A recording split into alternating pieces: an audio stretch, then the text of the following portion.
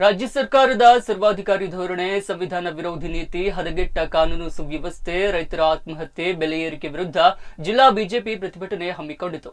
ಅಜ್ಜರಕಾಡು ಸೈನಿಕರ ಹುತಾತ್ಮ ಸ್ಮಾರಕದ ಬಳಿ ನಡೆದ ಪ್ರತಿಭಟನೆಯಲ್ಲಿ ಜಿಲ್ಲಾ ಬಿಜೆಪಿ ಮುಖಂಡರು, ಕಾರ್ಯಕರ್ತರು ಭಾಗಿಯಾದರು. ಈ ವೇಳೆ ಕಾಂಗ್ರೆಸ್ ಸರ್ಕಾರದ ವಿರುದ್ಧ ಪ್ರತಿಭಟನಾಕಾರರು ಧಿಕ್ಕಾರ ಕೂಗಿದ್ರು.